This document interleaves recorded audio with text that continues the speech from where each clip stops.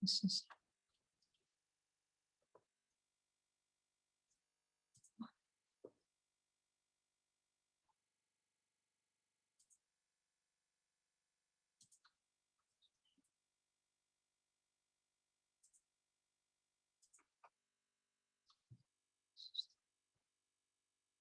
sign.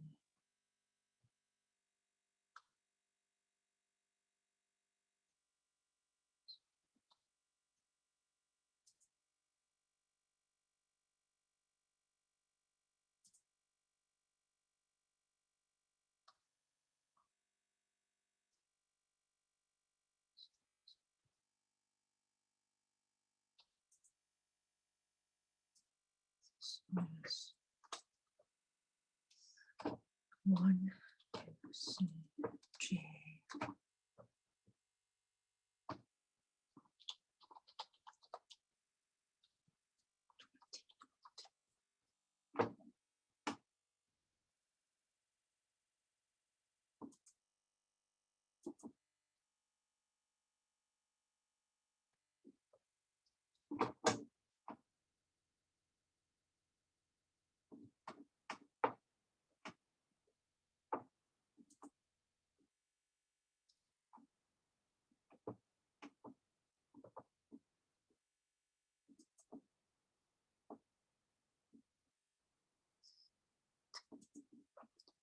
Okay, should be on.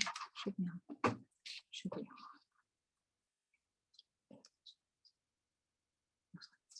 Looks like.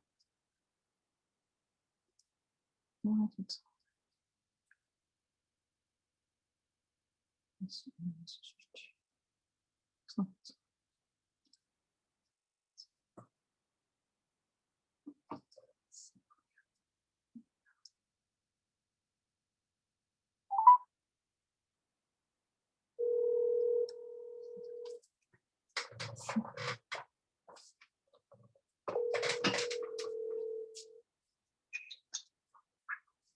I think I got it. Try signing on.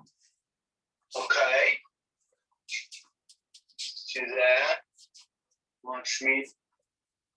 And it's got the right 164. Join. Yes, ma'am. Okay. Hello there. Good to see you. Hi. Okay. I'm going to turn the phone off and just talk through this then. Okay. Well, it's very nice to see you. And let me start my video. I think that's on. And it said this time in my dialogue, it said that I was the host. So I'm probably going to put that in there. Okay. And now I'm looking at the host things, and I need to get you in as a co-host. Yeah, so what you do is you go to participants. Can you hear me? Right, and I've got invite you right there. Yeah, and And, where it says more, then you make me a co-host. Okay, and where it says more. Okay, I've done. It says copy invite link. No, when you go to participants. Okay, I'm in the context and it says send you an email, but let's see. I'm going to go out of that right now. Mary, So I was in participants. and then you go to right over where it's, put your cursor up there and it'll say mute or more. Okay, that's not happening. That's what I was getting. Now I've got it. But the instructions I had was put invite. Is that? No. No, that's invite participants. Okay, under participants. Yeah, then go over my name. Okay. And you should have the option where it says more. You know what? Co-host. Hold on just a minute. This is not usual. Now when I click on participants and I'm looking for this, I'm not getting the list of participants right now. All I'm getting on that is more. You say there's. Yeah, so So on the right, once you press participants, there'll Here be we a, go. Got it. Now it's on the right-hand side. exactly, on the a right-hand banner, put your cursor over my name, it'll say more, and then it'll say make co-host. This is not, what I'm getting is live on Facebook, live on. Under participants? Yes, okay. Click When I click participants, here we go, which, and this is what it says it should have come up. It has an up arrow beside it. It lists 2 participants, but the names are not coming up. Wait a minute, here we go. My banner wasn't showing on the side. I apologize. Okay. Now we get more there, and that is what I should make you the host, but it says, Co-host would be fine. okay, you'll be able to do anything that you need to do with the co-host function. Yeah. Yes, there we go. Thank you. I'm sorry I made it so difficult. Oh, no problem. Now you know I ask people to come in early. I do. How's the lighting on my face? I have a special light. Is it reasonable? It actually, your background, because you have 2 bright windows, it's showing up as a bit muted. bright. So you might want to mute your background or close some curtains or something. I don't have curtains. I mean, see, now I shut the light off Okay. and my face at You least. need front lighting. You need more front lighting. I know. So let me turn that back You on. want to see that handsome face. Got it. So can you see my face? That's much better. Maybe a little bit more if you're doing that manual adjustment. Let me see. Is that better? That's much better. Yeah. Okay, good. I'm And actually, blinded by the light. I feel there like any way you can set it so that your face takes up a little bit more of the space, because that would make it lighter as well. But yeah, well, I can pull this in a dash that would be good. and yeah, oops. Yeah, interesting. I don't normally do well. That looks pretty good actually. If you sit up, when you're sitting up, that's a good So background. reasonable. Yeah, those, I don't have curtains on that house. Mhm. Are you in that setting, or is that just a background there? No, that's my office, my house. Okay. Yeah, this is my office too. I love that. I don't know, is that a screen Yeah, it's in the back? it is. It's a Oh, screen. that's really lovely. In Thailand, which has become the perfect Zoom screen. You can put anything on it. So that's okay. So I was just starting to read, and I need to pull it up again. The words to use to introduce you today. I just sent you something. Perfect. I had pulled it up on Gmail, and I'm going to pull it up again if I don't lose you. Okay, here we go. I'm really excited about this. I did that. How close has your connection been with the Braver Angels? Have you worked on some of their trainings? Or I honestly haven't. I signed up to be a facilitator, but I haven't done anything with that training yet. The depolarization training is going to look very familiar in a lot of ways. I know that when I've gone through some communication training, I've seen many of the same techniques. What I like is their opportunity to, to practice. And I found it was challenging. It was, but it was a good group, very good group. Hey, There were so actually a few conservatives there too. Yes, thanks. Okay, so well, speaking of that comment you're making, I really like to have interaction with the audience. And so is that okay if I ask them for a little bit of? Absolutely. Okay. You probably know the group here, or it's somewhat of a liberal bent. Would be understating, or we're a pretty liberal group in this church. So look at this. Jeffrey Weisberg. Are you able to see? You know what, I'm just gonna print that. Are you able to see that? Oh, yes. Just a second. Yeah, let me get one thing here, and I'm printing it. If I can. Well, I'll be able to pull it up. Okay. But otherwise, Mary, you're able to see my slide here? Yes, I am. Okay, great. So I will stop sharing. Okay. And hello, Mr. Crow. Hi, Fletcher. You're Fletcher. muted. Oh. Hey, Fletcher, you're muted. Fletcher, unmute. Unmute. You should be able to hear me. Can you hear me? I do. Yeah, okay. Hey, Okay. Fletch. Oh, Hey, that's Fletch. better. Hey, I've got vocal cords. You didn't know. Okay. Yeah, Fletch is our chairman, I guess, of the committee, of the seminar committee. Oh, Yeah. fabulous. Okay. I teach everybody how to grow hair. Very successfully, I see. Oh, wow. Taking lessons, believe me. Yeah. By the way, for future reference, Jeff is Fletch is a historian. Is and much more than that. But if there's anything you ever want to know about local history, among other things, or the racial history of this area, he's very familiar with that. Oh, wonderful. That's good to know. Yeah. Yeah, I always like to help out. Have you been following it's basically EJI, Equal Justice Initiative, and what they did with the soil ceremony in Newberry? Yeah. As a matter of fact, on our committee, we have Jackie Davis who serves with that. You know Excellent. her? Okay, Yeah. great. And supposedly they're doing that in Gainesville soon, next weekend, I think. Oh, I haven't seen that. Hey, Yeah, wonderful. Send me a Look note and that I'll up. post it. Look that up because I think that is coming. Excuse me, I'm just going to adjust my light for a second.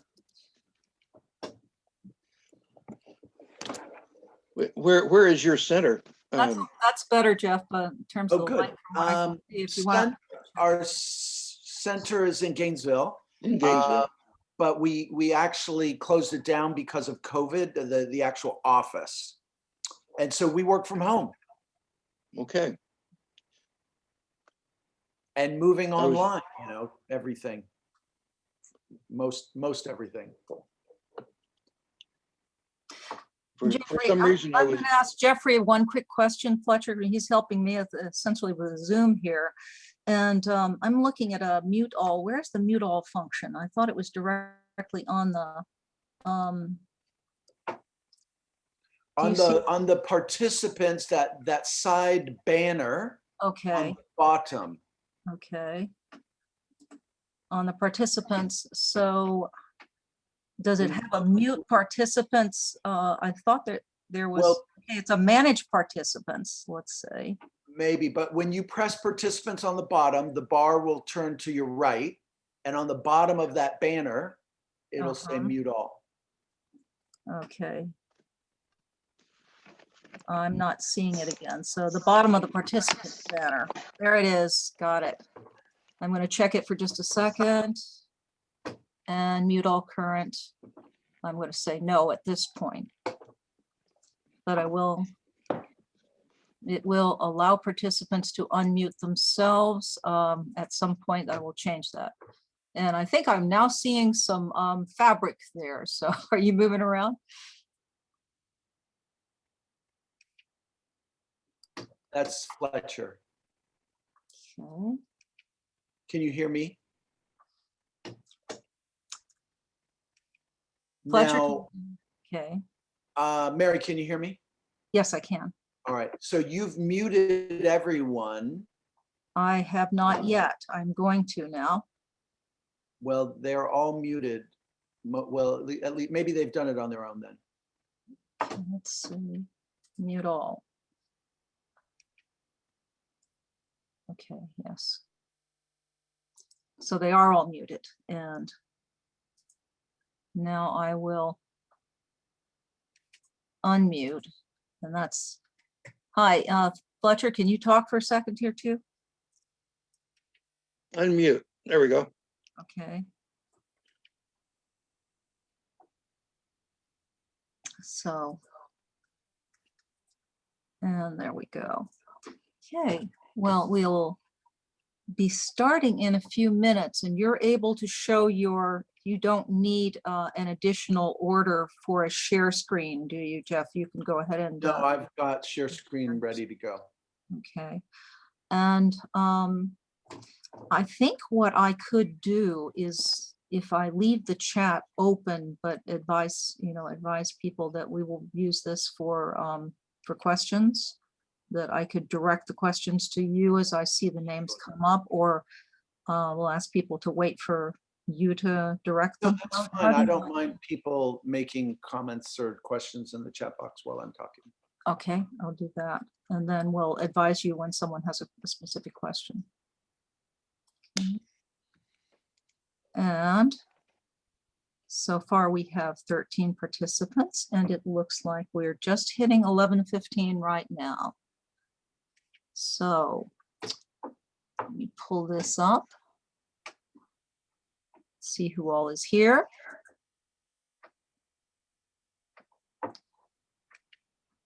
So any of the, come back here. Let's see. So Angela's here and Hart is here. Hi, Hart. Hi, Sheila and Dorothy. And we have a number of other participants still coming on. Let me give it just another minute or so and we'll get started.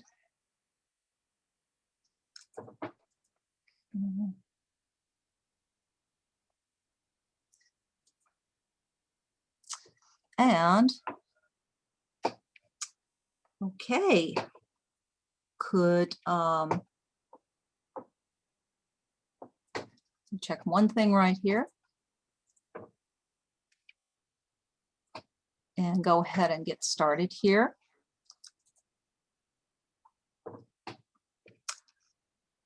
For those of you who can hear me, I am very pleased to introduce Jeffrey Weisberg today. He's the co-founder and executive director of the River Phoenix Center for Peacebuilding here in Gainesville, Florida. His experience as an educator, activist, facilitator, and champion of peace spans over 40 years and has led him to travel the world through trainings, cross-cultural exchanges, and adventure. He brings his passion and his deep experience for building bridges of understanding by transforming conflict into connection.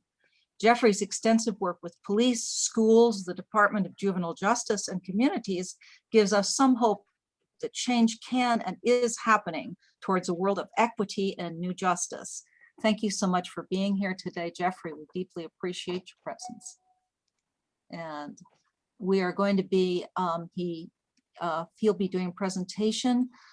He welcomes comments and questions in the chat, and we'll go ahead and get started. Excellent. Thank you so much, Mary, and to the UCG community. Good morning. Many blessings to you all. I'm not a member, but I've been to your congregation before and deeply appreciate the work that you folks are doing in the community. So when Mary asked me to make a presentation about dialogue and some of the work that we're doing and some of the work that's happening in the country right now, I said yes, because it is such important work. But before we begin, I'd really appreciate hearing just from a couple people, why are you on this call and why is this subject important to you? Is anybody willing to just share a brief thought of why you're on this call right now? And so you have to unmute yourself. Yeah, sure, Jeff. Yeah, peace is always at the top of my list, and it's very difficult to come by, and especially peace within our nation nowadays. So, and personally, it's very difficult too to feel peace when I hear of the things happening in the national news. Yes, yes. I'm sure if we were to raise our hand in agreement, we'd have a lot flowing. Thank you for that. Any other person willing to just share why you're on this call or what you might hope to get? Well, just in my personal life, I'm very uncomfortable with conflict, so I avoid any controversial discussions. Like my family, I don't go very deep into that. So if you can present some skills or ideas for how to approach that, is, talking about controversial issues in a more comfortable way, that's why I'm here. I'd like to learn how to do that. I think it'll deepen my relationships. Even with my brothers are very opposite of me. And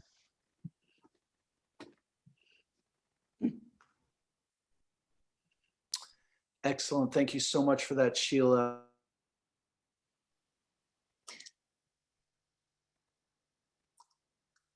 Anyone Thank you else? for that, Sheila. I got muted for a second, but that is such an important point. And I believe it's a common experience for people to avoid or at a minimum be uncomfortable with conflict. But I believe that this time in the United States in particular is really requiring us to step into conflict or uncomfortable interactions in courageous ways. So we're going to be talking a little bit about that. But and so I'd love to hear people throughout our talk together this morning. But I'll go ahead and share my screen. Are you recording this? I guess so people can have access to it. So Yes, hopefully it is recording, and I'll ask for assistance at the end of it, making sure that we get the recording back to or available for Jeff. Excellent. Okay, so can everyone see this slide? Okay, smashing. So the River Phoenix Center for Peacebuilding, we've been a small but mighty organization for the last 10 or so years here in Gainesville. And our mission is to provide and promote best and next practices and principles of peacebuilding.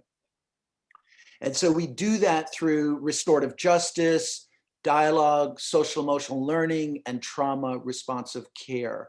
Those are our 4 primary pillars, and we're kind of for hire.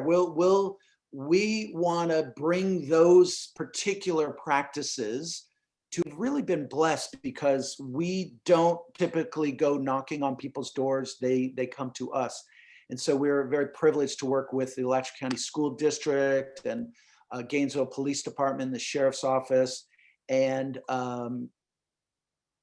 different community members and so forth, really looking at how do we embed some of these strategies and practices and leverage the training model, if you will, so that more people are receiving these different peace building strategies.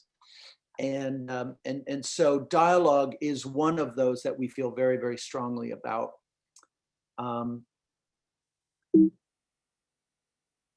So I don't have a lot of slides with these kinds of words on it, but this is from a kind of an opening statement of our proposal of our community dialogue model.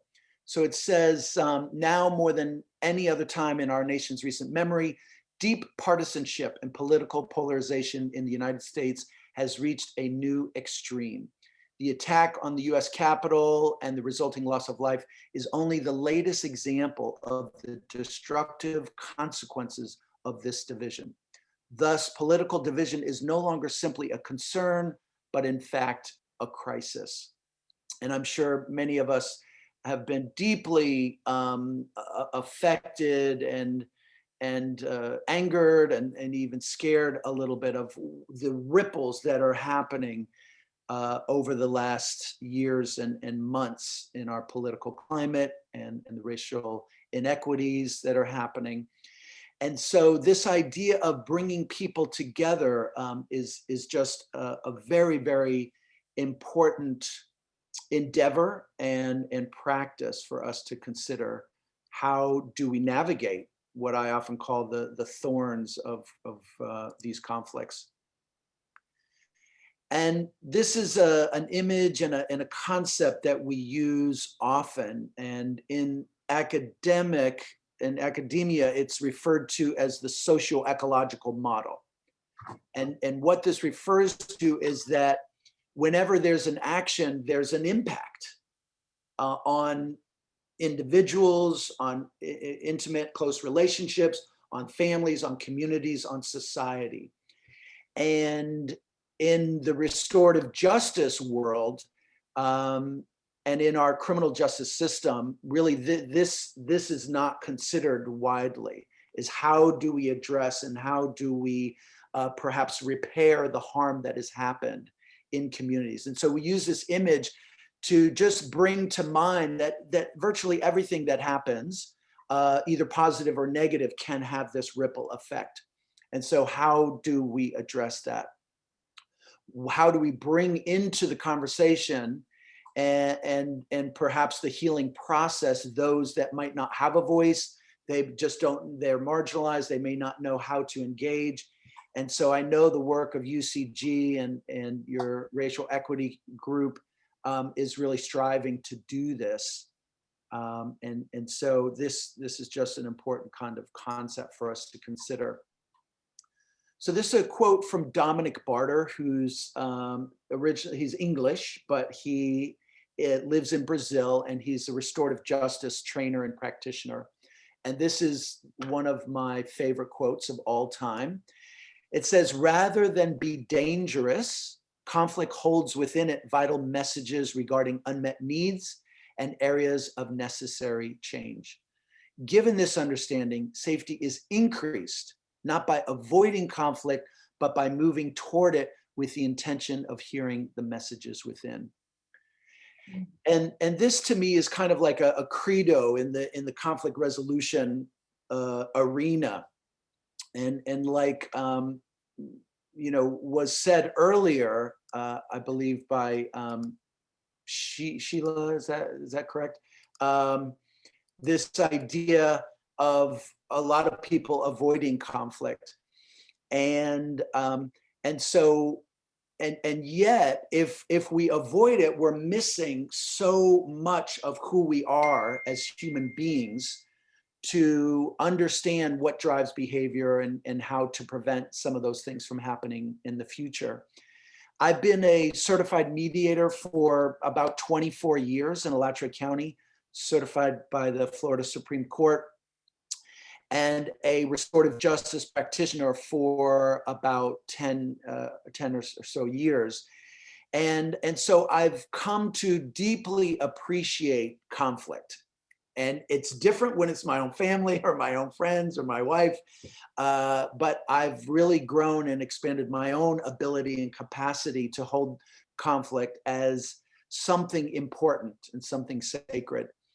And some conflicts cannot be resolved, I do believe. If one does not have a willingness or interest to engage in a conversation, that just makes it all the more difficult. But I want you to really consider that this idea that safety is increased, not by avoiding conflict, but by moving toward it with the intention of hearing the messages within. So I really do believe that we are being called to new action and to engage ourselves and others. And there's a lot of different ways for us to be involved in this work. And part of it has to do with our self-work. What am I bringing to the conversation? What am I bringing to relationships? What am I bringing to our community? And that self-work, like the socio-ecological model, it does have to start with ourself. And so whether you're just a champion from the sideline, or you're being involved in committees, or you're actually facilitating circles or calling circles together, like Mary is doing in this case. All of us are needed, and all of us are welcome in how we engage in this kind of work. And it is courageous action. But one of those actions that's really needed, I think, at this time is community dialogue, particularly between and amongst people who don't know each other, don't like each other, don't understand each other, maybe don't trust each other. And so this is just a brief overview of kind of the distinctions between debate versus dialogue. And I have some resources at the end of this presentation that I will share with Mary, and she can send out to everyone. But a debate really, as you think about like a political debate or in college or something like that, it really is about scoring points and about winning people over to your particular perspective, versus about learning. How do we discover and kind of peel back the layers of what is the topic? Typically in a debate, there's one right answer, one right strategy, one right way, versus a dialogue is finding a solution together. Debates are very often combative versus collaborative. In a debate, we find flaws in other people's point of view and pick them out and call them out, versus finding strengths in other people's points of view and perspective. And in a debate, very often, again, this is a bit generalizing, but it's closed-minded versus open-minded. And in a debate, we seek closure or conclusions versus new options of how do we move forward. And it's not our term, but I really love it. And it's called solutionary. It's kind of an appreciative inquiry framework of how do we engage people in conversation to draw upon their strengths, to draw upon experiences and wisdom, because all of that can in fact build into positive and constructive solutions. So we call ourselves solutionaries really in the work that we're doing and how we approach it.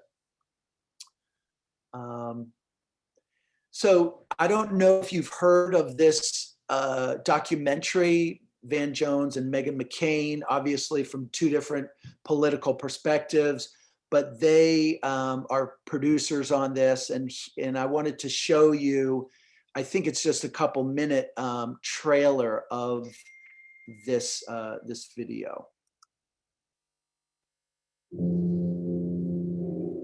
Our country is very divided right now. Folks were physically attacking one another. The root causes of division go all the way down into our foundation as a country. I can't breathe. I can't breathe. Stop! Stop!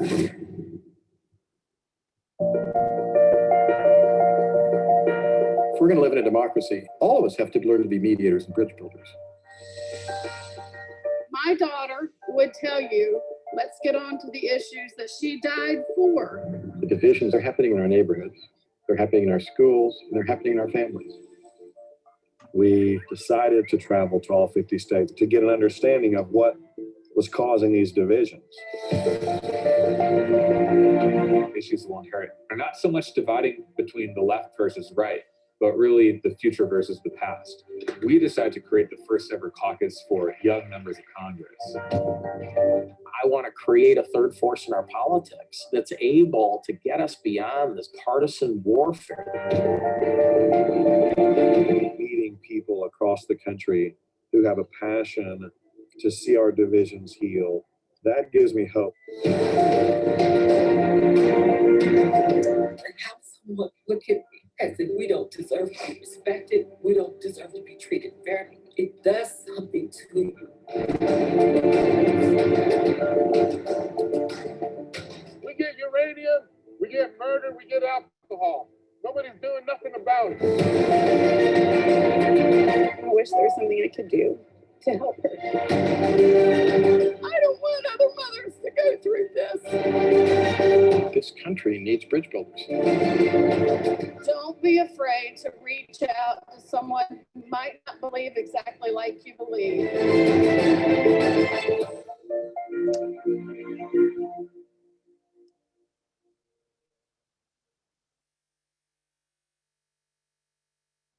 So that film is out, and I haven't actually seen it yet myself, but I know about it, and I really encourage all of us to watch this. And there's some other ones that are happening more and more. But it'll give you, I believe, a bit of a window into how dialogue is being used and in addressing many of the different challenges, not only the political divide, but the racial divide, as well as so many other issues that our communities face. So that's pretty exciting that that's coming up.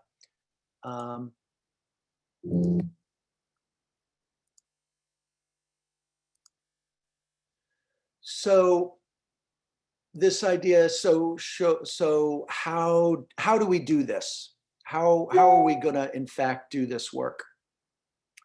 And what's really required, I believe, is that we have people step forward in new and different ways, even small ways of beginning to put out an invitation to people who are different from us in particular. But we also have to start with a team that's willing to begin and take some of these efforts of creating community dialogues. And what we have to understand is that we're not going to get everyone on board. And I remember growing up and being so surprised and so shocked that not everyone loved my brother like I loved. There were people that didn't like him. And I was just floored at that idea. How could that possibly be so? And it's evolved, you know, for me over the years that I don't like everyone. Not everyone likes me. Not all of us are going to get along. Not all conflict is resolvable necessarily.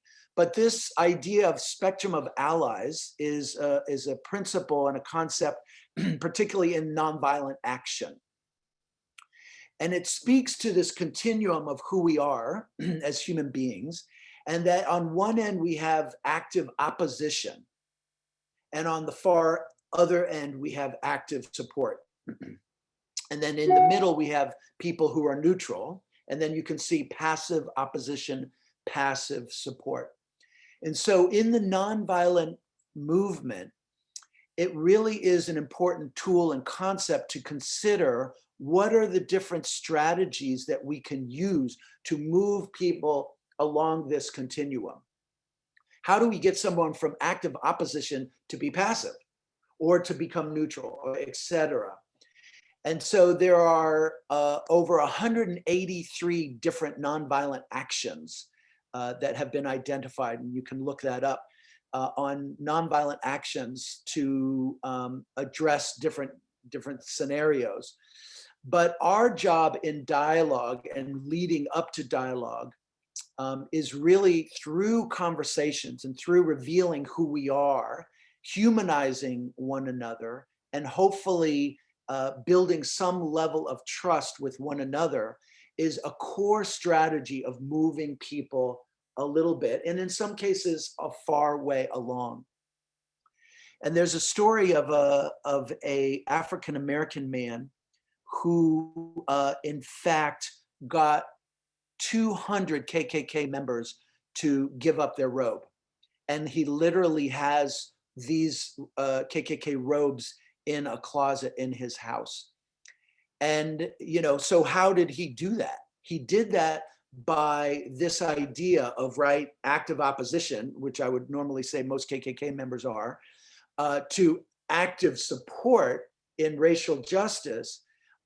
That's an extreme example, but it's very, very inspiring and hopeful of how, and how he did that was through one-on-one conversations with people.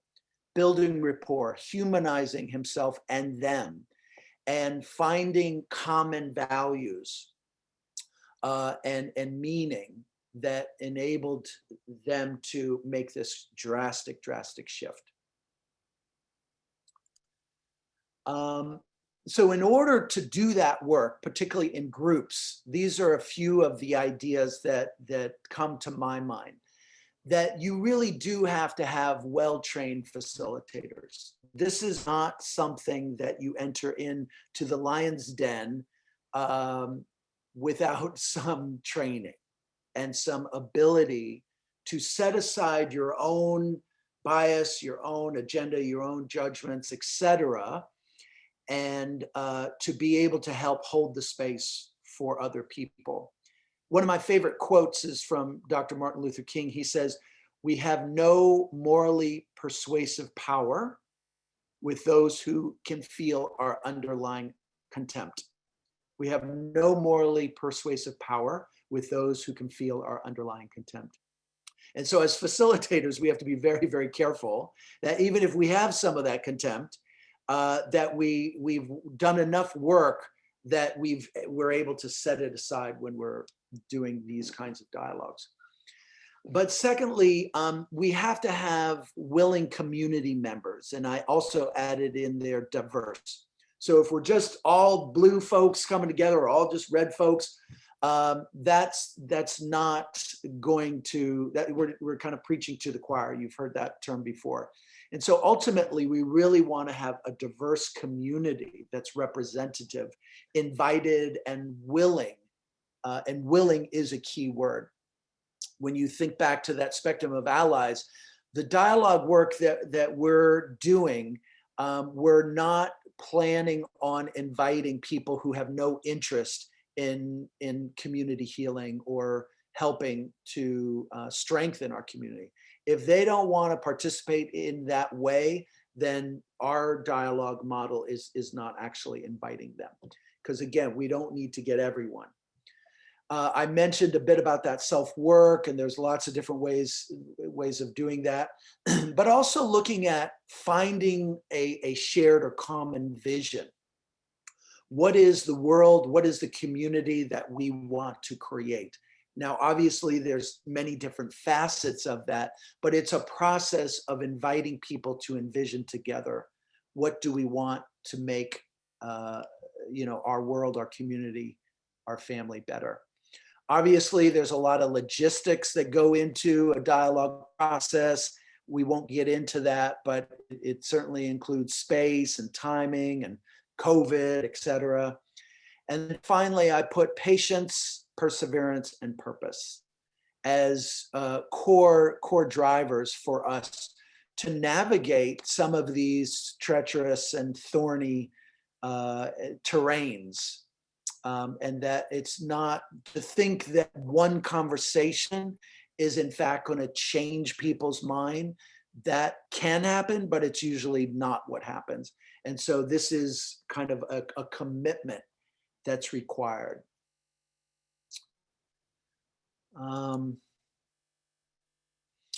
So what we're really finding is that we form community around common and shared values. And when we form community based on those values, we develop, or an identity becomes revealed. And we often get very polarized in that identity. And so it's essential for us to go what we call below the waterline, which I'll show you a slide in a moment, but to explore in a deeper way, what are your values and what has meaning for you? And then out of that, and once you through that identity often is what drives behavior. And so you see the different kinds of behavior that communities and groups have based on that identity, informed by those values. And so unless we are willing to kind of reveal and dive into this conversation, we probably won't get the necessary shifts. And so I want to just pause here for a moment. And actually, I'm going to escape this and stop sharing for a moment. I did see a hand. So I'd love to just take any questions, but also I am interested in hearing what are some of the core values of this community, of you personally. Love to hear some people just share out a little bit.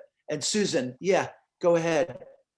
I just wondered where we can find that movie. Is it on Netflix or the Reunited States? Yes, it's on Netflix, it's on Apple, it's on YouTube. And I think you have to pay for it. It's cheap, it's $3 or $4 to rent, and I think $10 to buy. But it might be great for the community to buy a copy and to do some showings and conversations around it. I think it would be really, really inspiring for. Could it be put in the library for those of us that don't have high-speed internet? We could borrow the film from the library. I'll leave that to Mary or anybody else who could answer that, because I don't know about that, John, but that's a great idea. So if you would, love to hear what are some of the core values. I just thought I'd say just briefly, I've been in the employer relations world for 50 years, and I learned every meeting I had with employees or in conflict resolution was always, I learned something new every time, and there's no expert in the field. It's because everything is new. And so you're really working as a team of opposites to come together. So that's what I've always learned in my life. So I think the biggest thing I learned was that I'm not a political animal, and I just I don't care for political parties, and so I stay out of all that. And just I want something that's good for everybody. So that's been my goal all my life.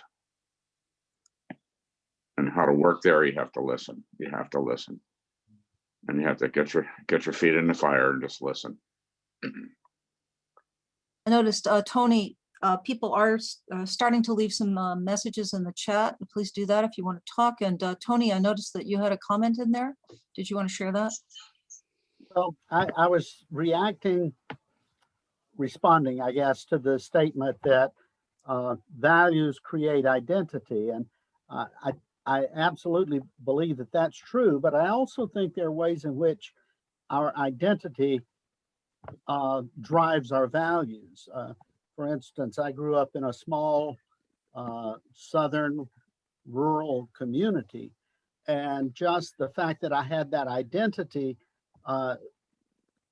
creates a great pressure to have the values of the other people within that community. So it wasn't that I joined that community because we shared values. I came into that community and caught the values like a contagion, if you want to look at it negatively. May I make a quick comment for people who came in late? This is being recorded. If anyone has an objection to the recording or does not wish to have it released for some reason, would you please get to me in the chat and tell me, and we'll work with that. Or tell us at the end of the meeting. And you can enter your request to talk or comments in the chat. And Jeffrey, I think you have access to the chat. Do you want to just scan those, or what would you prefer? Yeah, I do see them. Thank you so much. Yes, John. My, I guess, values are related to the fact that my trainings as a scientist. And so I like to look at facts. And so I'm bothered by things that I don't think are factual and that people grab onto those. So that's one of my values, is the truth, I guess, but truth based on not just my thought processes, but based on some investigation.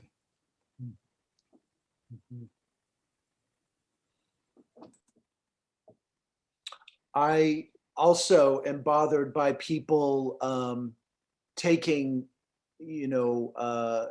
well, information, people's opinions and things like that, that are not based in fact, and rallying behind that. And we've seen that example just profoundly demonstrated recently. But so my experience in conflict resolution really has led me to appreciate the way to move out of a position is to go deeper into people's life experience, what their values are, and the meaning that they place on certain things. And we've worked with the Gainesville Police Department and the Sheriff's Office, and we've conducted about 110 police youth dialogues over the last 7 years. We've trained 1,200 police, and 2,000 young people have participated in this. And these are very polarized groups in some respect, particularly Black and brown youth in Alachua County and law enforcement. There's a huge chasm that exists between these groups. But what we found through the process of dialogue and interaction is an ability to dissolve or set aside or adjust people's perceptions, their bias, and their assumptions about the other. And in fact, create a lot of goodwill, understanding, and willingness to at least engage and see the other from a new perspective. And I think that's what we're hoping for and talking about. Anyone else want to comment about, Jeff? I think you have your hand up. Yes, please. I have a good example right now. I identify myself as an environmentalist among very many other things, but as such, in the League of Women Voters, we're trying to promote solar energy and renewable energy for our community and city and county. And so we run into a conflict because I also care very much about equity, racial equity especially, and equity with our East Gainesville neighbors, disadvantaged neighbors, or anyway. So there's a conflict there because people who live in the county where solar can be installed on a solar installation do not much like that. They don't want it in their backyard. So there are a lot of misconceptions that are being promoted in order to stonewall the solar installation. So we have that to think about, and how to approach that, how to approach coming to a resolution among two very disparate attitudes. Yeah, that's a great example. Thank you so much for that, Jeff. To me, again, the starting place is a relationship. And what I see over and over again is that those stronger relationships, particularly with people who might be different from us, often are the primary things that open doors for next level engagement. And so it is really important for us to consider our little group, our little silo, our little bubble, and often there's safety in that, is how are we extending ourselves outside of that to build some understanding and relationship without an agenda. And so that's the challenge I think that we all face, is how do we get out of that ourselves and our group and our particular agendas to build some community with others. And that's what I see as kind of a starting place for that. And I don't know how much of work you've done with that, Jeff, and your group, but just my initial thought. So I have just a couple more slides and one more little video, and then we can open it back up with some discussion. So I'll go back over here. Let's see. Yeah.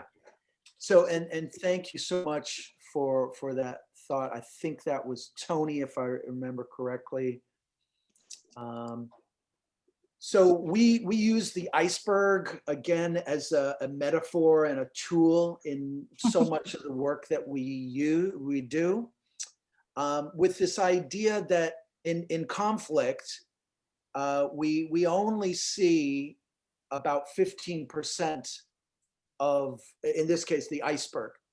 And we base so much of our assumptions, our conclusions, our decisions, and our actions on just that very small part above the waterline. But in fact, about 85% of the iceberg and who we are as human beings is not seen, is not known. And so our approach is really to go below the waterline. What does it mean to be authentic, to investigate, to ask questions, to kind of invite the totality of our humanity into the conversation. And so this is a really, really important concept and model for us to consider. And in the world of conflict resolution, there's something called the PIN model, P-I-N. And so P is positions, and that's I'm right, you're wrong. It's mine, no, it's not, etc. We should do it, no, we shouldn't. Whatever that position is that 15% on top. But underneath there is the interests and the needs, the I and the N. And the interest is really about, why is this important to you? What are you hoping to get out of this? And that interest is an important and engaging part of the conversation. And then below that are the needs that people have.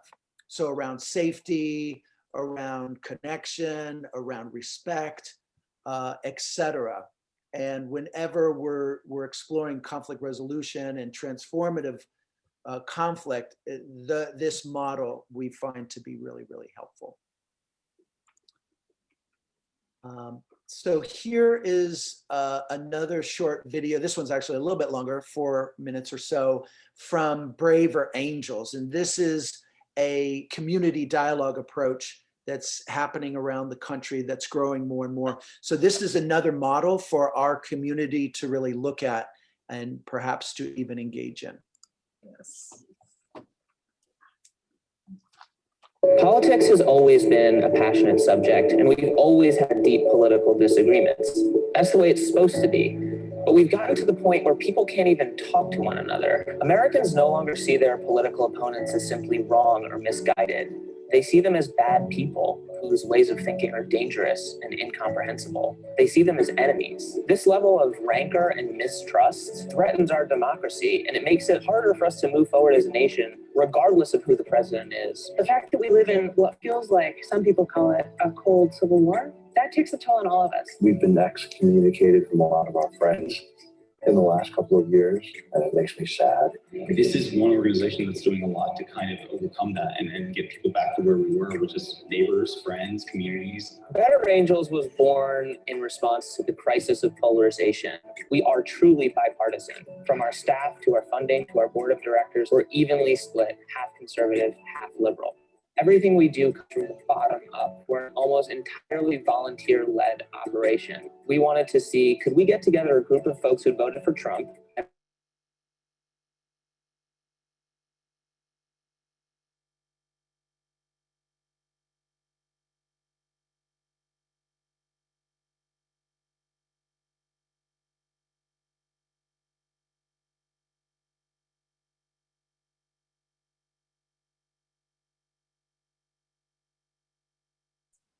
Jeff, I'm not hearing this.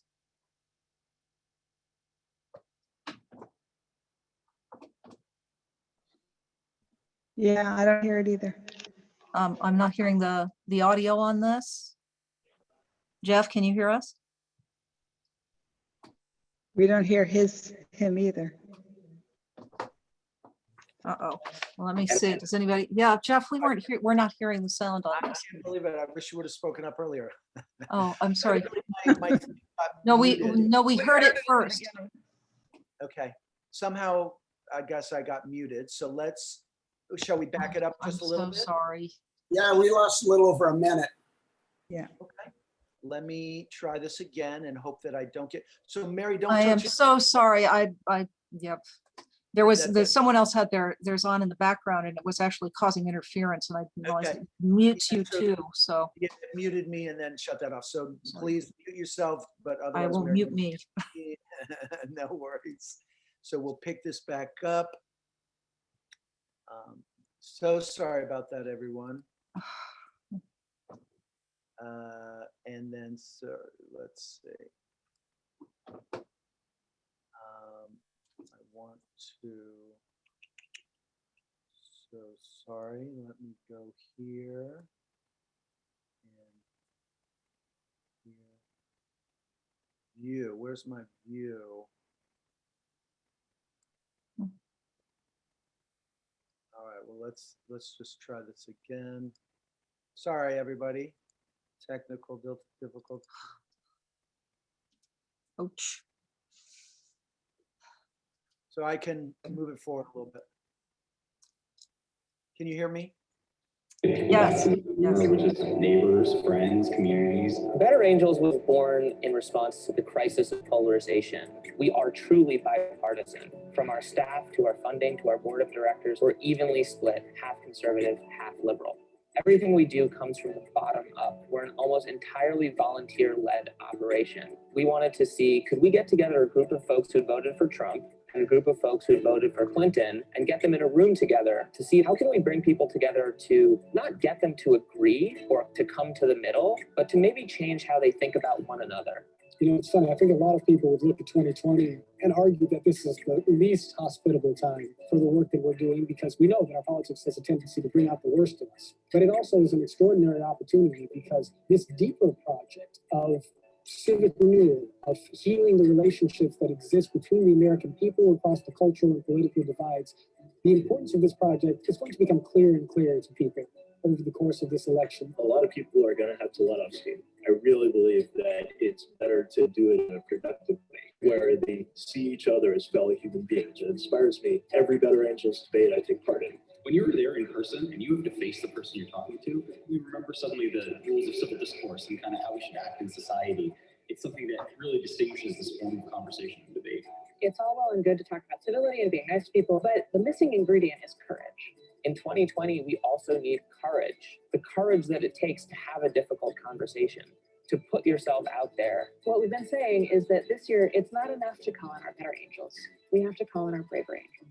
The name Braver Angels captures the evolving spirit of Better Angels. We have to be willing to summon the courage to see the best in the other side, see the best in our fellow Americans. Courage means becoming a leader in your own community who's standing up for America, not just for your political party or your tribe or folks with whom you share an identity, but standing up for something larger that we can all believe in. If we can create a large enough movement that is clamoring for a more courageous style of politics, we can change the incentives. That's something that can only be achieved through what we call patriotic empathy, this idea that your love for your country is demonstrated in your love for your fellow American. As Braver Angels, we're able to lean into that with courage and boldness. It will make you feel like we can serve this place and our country can serve humanity in a way that is actually beautiful and actually does us justice.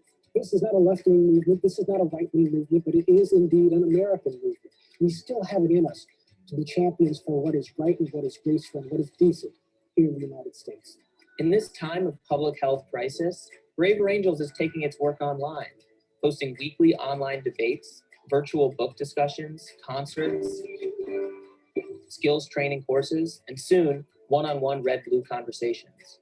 As Americans stay home to protect their fellow citizens, Braver Angels is bringing us together in new ways and helping us find the courage needed to transcend our partisan differences and overcome this challenge. Go to braverangels.org, sign up to join our email list, and at the end of the day, try to treat each other with respect, empathy, and find the courage needed to talk to people, even if, and perhaps especially when, you don't agree with them.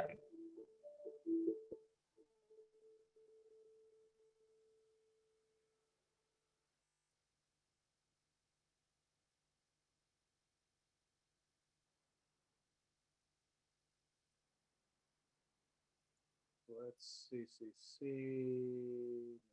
next steps.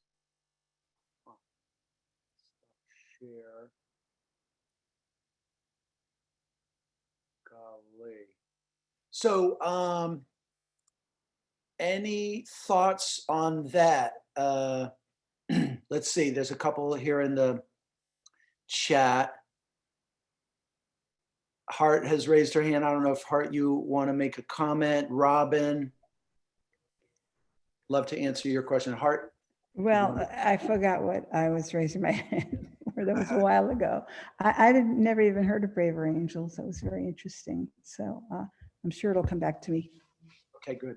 Thanks. Robin says, do you have any tips for when the strong relationship building isn't so possible? As I've been reflecting about where we find ourselves, I think it has a lot to do with the breakdown of face-to-face community, internet especially.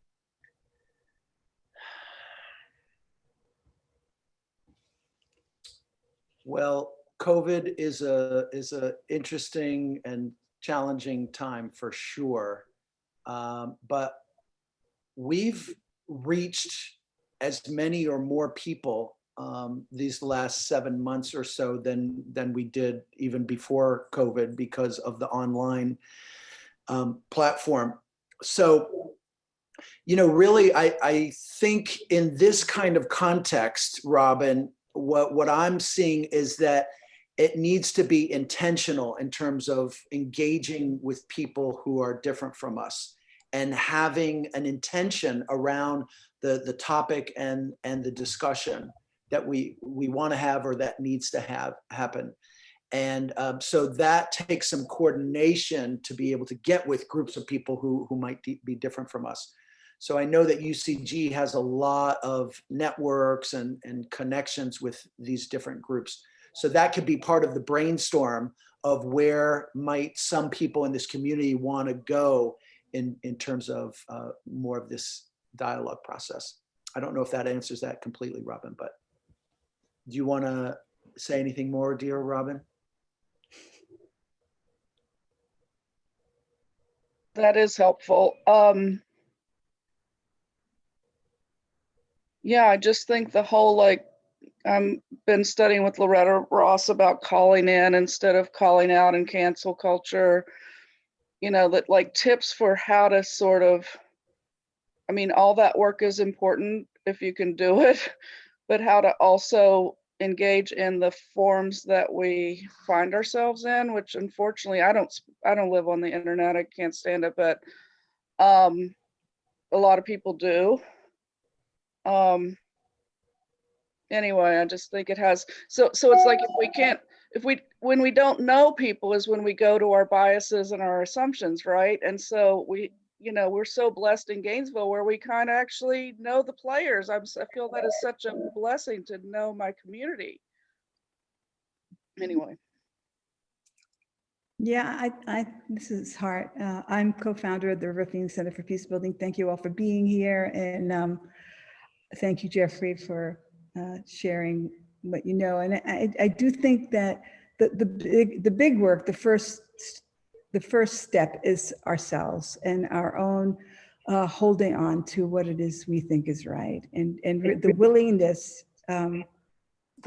for us to really enter into these conversations with an absolute open heart. I think that everyone on this call, as members of UCG, have the idea or the belief that at the soul level, we are each other somewhere in it. And that's the question and the wonder and the curiosity is how can somebody of the human race believe something so far-fetched than what I believe?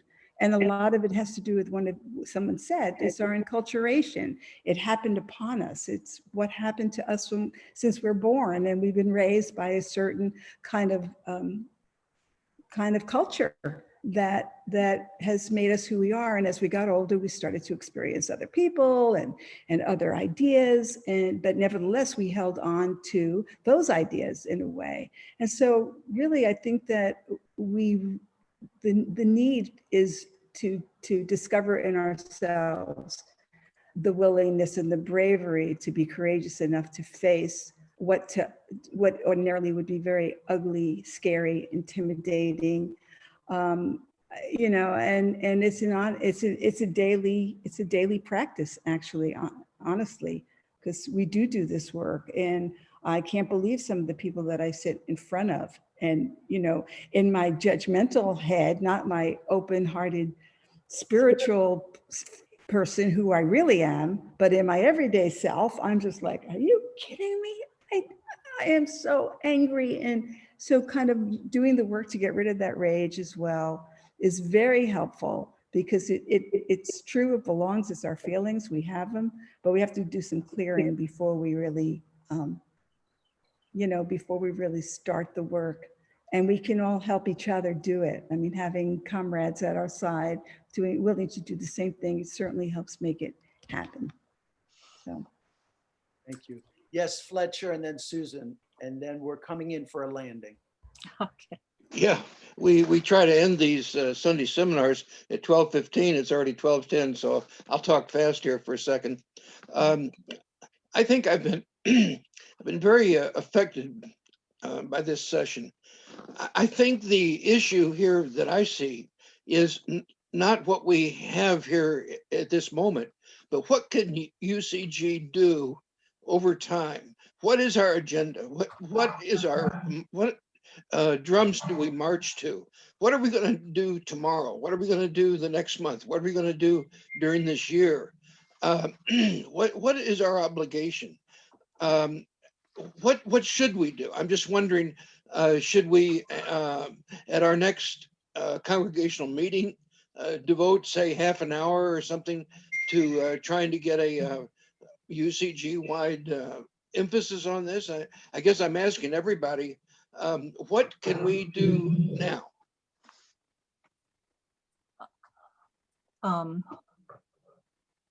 Hello? Yeah. We're seeing your slides right now, Jeff, or a blank slide. Yeah, well, I had next step up there, so I was. Okay, great.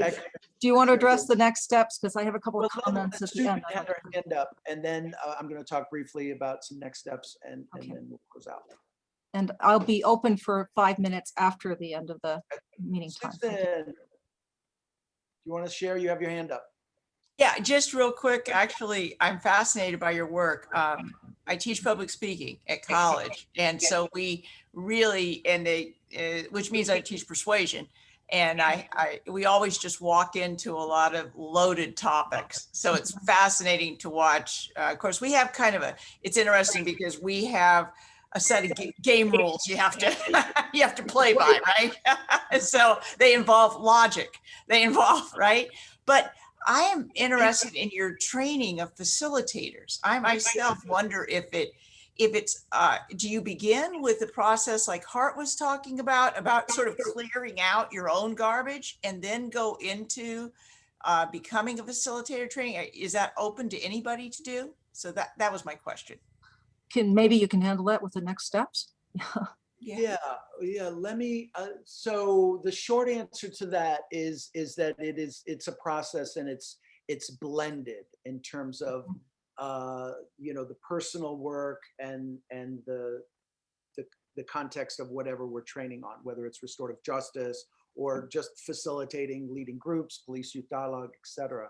So it is a blend, but it is an essential piece that I think a lot of trainings may not do that thoroughly, some of that self-work, because if you bring in a bias, in this case between cops and kids, if you bring in a bias about cops, you could just chop off your nose, if you will. If you lose that credibility from that whole group, half the group, you're just not going to be effective. And so what we're looking at right now is creating this model of community dialogue, particularly between red and blue and black and white.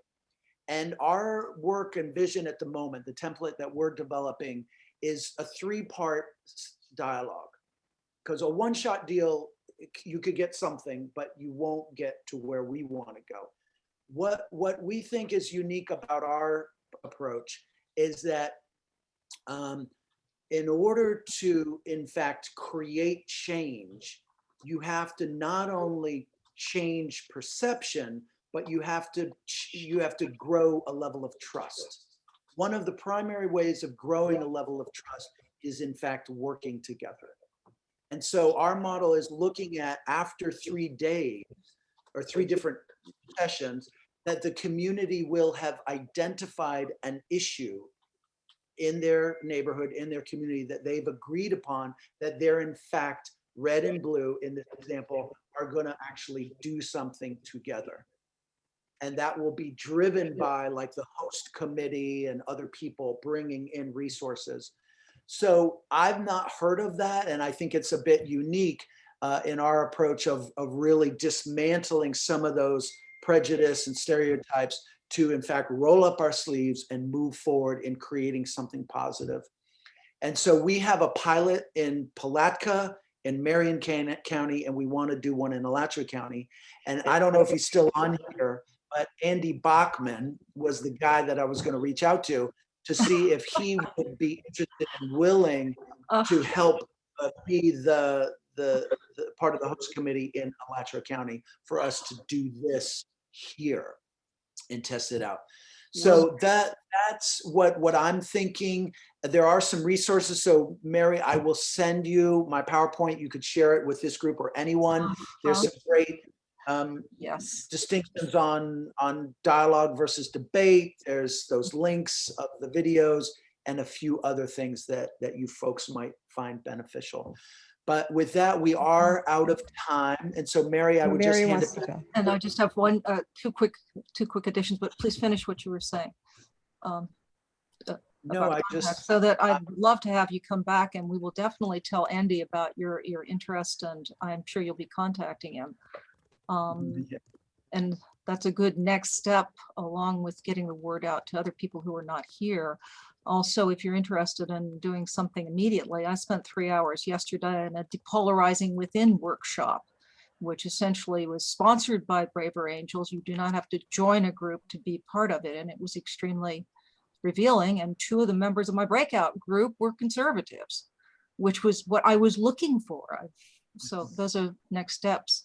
And again, you should have the final word here, but stick around for about 5 minutes, and the rest of you, if you have questions. Okay. I was just going to throw one thing in, Jeffrey, and that was just for the fun of it, you know, with a friend, do a role play. Take the role of whoever is the worst person that you could imagine, or the worst situation, and just do that, and you will be amazed. You will be amazed at what your intuition tells you about that person, and you start to understand a little bit more about who they are. I love that. That's the last word. Thank you so much. Jeffrey, I really appreciate this, and I'm hoping that we can keep this conversation going together. And well, yeah, absolutely. It's fascinating. And our center, the River Phoenix Center for Peacebuilding, you know, this is the work that we're doing, building bridges, offering tools and different practices in engaging community and growing people's confidence to do the peace work that they want to do. And so if dialogue is one of those, then I'm sure there's some other ways that we will partner in the future. So let me put my email in the chat, and you're welcome to contact me. And thank you all so much. Happy Valentine's Day, sharing the love. And yes. I got on this. Thank you very much. We really appreciate it. Thank you. I got on this call because it's Valentine's Day, and I just have to be with Jeffrey because it's Valentine's Day. So there you go. Okay. I'm so glad that I did. I'm really glad to be with you all. Thank you so much, Hart. Wonderful day. It's so good to see you've done so Thank you. much work with this. Both of you are amazing. Bless you for your work, and just you know, happy Valentine's Day. We will talk again. Thank you, Mary. Thank you so much, and thank you for your help with Zoom. I apologize. I'm getting better. Okay, does anybody have any other questions about, for example, Braver Angels? Can you hear me? Oh, you can unmute you. I would say on Braver Angels and the center's training offering, if we could start getting that stuff. All you need to do is go on Simon. Please let me finish what I'm saying. I'm sorry. I think if we got it out into our newsletters, that would be really helpful, because as it is now, people have to just find or catch it Okay. Well, again, the one thing I can say we really are going to be out of time is that you can look at braverangels.org. I just, as I said, did one of their depolarizing workshops, and I've done portions of their red and blue workshops. And I did it specifically because I don't have any conservative friends anymore. And I found some online in a sense, because these are people who are also willing to work to understand each other. I'm also disturbed about, what's happening in the country in terms of the divisiveness. And I found them to be very helpful in terms of their approach. So I think we have to get off. I think we have to get off now. I apologize, but you can call me at home or we'll try to connect later on. Okay. And thank you so much for being here and the help in presenting this. I'm going to sign off now. Thank you, Mary. Questions? Does anybody object to the recording of this? Can we disperse? Okay. Thank you. Thanks a lot, Mary, for setting all this up. We really appreciate it. Thank you. Does anybody know how I save the recording?